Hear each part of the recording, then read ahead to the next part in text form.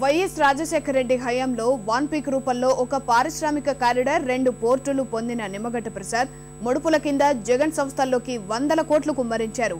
YS సర్కార్లో మేళ్లు పొందిన ఇతర సంస్థల నుంచి వసూలు చేసిన మామూళ్లు అటువైపు దారి మళ్లించడంలో కీలక పాత్ర పోషించారు. అక్రమాస్తుల సామ్రాజ్యంలో అడుగడుగునా జగన్ కు సాయపడ్డారు.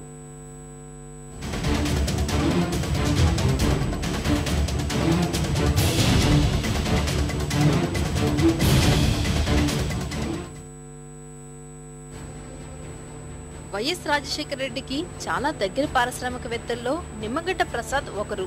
వీరిద్దరికి తొలి నుంచి మంచి సంబంధాలున్నాయి.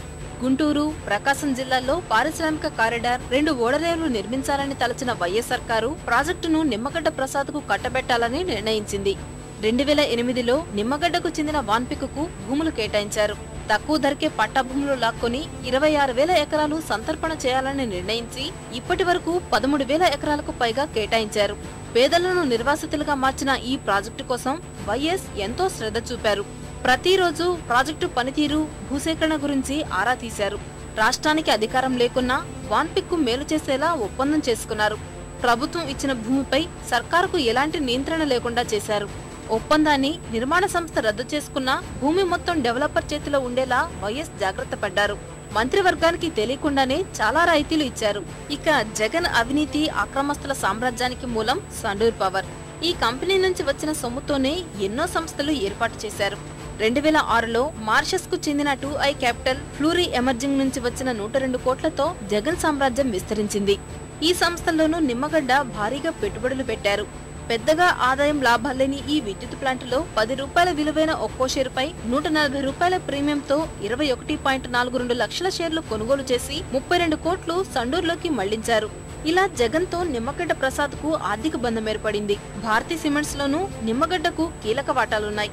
ఉత్పత్తి ప్రారంభం కాకుండానే ఆ ఫ్యాక్టరీలో ఒక్కో షేరుపై ₹1,450 ప్రీమియంతో 2,27,584 షేర్లు కొనుగోలు చేసి 33 కోట్లు మళ్లించారు. ఈ సొమ్ముతోనే ప్లాంట్ నిర్మాణం మొదలైంది.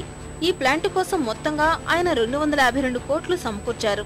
ఆ తర్వాత భారతీ సిమెంట్స్ లో మెజారిటీ వాటా ఫెర్ఫిసమ్ అనే ఫ్రెంచ్ కంపెనీకి విక్రయించారు. ఇలా విక్రయించిన సమయంలో నిమ్మగడ్డ ప్రసాద్ కు తన వాటా కింద 560 కోట్లు వచ్చాయి.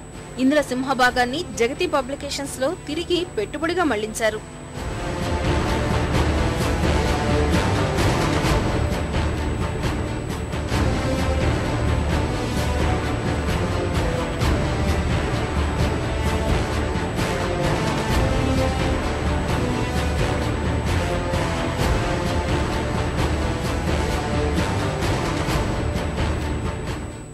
జగతి పబ్లికేషన్స్, ఇందిరా టెలివిజన్ ఏర్పాటులో మూలధన పెట్టుబడి సమకూర్చిన కార్మెల్ ఏషియా హోల్డింగ్స్ ఏర్పాటుకు సహకరించిన వారిలో నిమ్మగడ్డ ప్రసాద్ ఒకరు. ఈ సంస్థ కోసం జగన్ వసూలు చేసిన 82 కోట్లలో నిమ్మగడ్డకు చెందిన బీటా అవెన్యూస్ ప్రైవేట్ లిమిటెడ్ 20 కోట్లు సమకూర్చింది. ₹10 విలువైన ఒక్కో షేరుపై ₹252 ప్రీమియంతో 7,63,358 షేర్లు తీసుకుని ఈ మొత్తాన్ని సమర్పించుకున్నారు. సాక్షి దినపత్రిక ప్రధాన కార్యాలయ పునాదుల్లోనూ అక్రమ వసూళ్లున్నాయి. ఈ భవన నిర్మాణానికి స్థలం కొనుగోలు మొదలు నిర్మాణం పూర్తయ్యే వరకు అయిన ఖర్చులో అధిక వాటా నిమ్మగడ్డదే. సాక్షి ప్రధాన కార్యాలయం షాలం ఇన్ఫ్రాస్ట్రక్చర్ పేరిట ఉంది. హైదరాబాద్ నడిబొడ్డున బంజారా హిల్స్ లో 3,632 గజాల స్థలం కొనుగోలుకు 20,62 లక్షలు ఈ సంస్థ ఖర్చు చేసింది. భవనం కొనుగోలు ఖర్చు నిమ్మగడ్డ ప్రసాద్ చెల్లించినట్లు ROC రికార్డుల ప్రకారం వెల్లడైంది. ఈ సంస్థలకు వచ్చిన పెట్టుబడులు సిల్కాన్ బిల్డర్స్ నుంచి వచ్చాయి. ఈ సిల్కాన్ బిల్డర్స్ లో నిమ్మగడ్డకు చెందిన G2 కార్పొరేట్ సర్వీసెస్, సుగుణి కన్స్ట్రక్షన్స్ ఒక్కో షేరుపై ₹265 ప్రీమియంతో 28 కోట్లు మళ్లించారు. అలాగే సాక్షి పత్రికను ప్రచురించే జిల్లాలో కార్యాలయాలన్నీ జనని ఇన్ఫ్రాస్ట్రక్చర్స్ పేరిట ఉన్నాయి. ఈ సంస్థలోకి నిమ్మగడ్డ ఒక్కో షేరుపై ₹102 ప్రీమియంతో 13.24 కోట్లు మళ్లించడం గమనార్హం.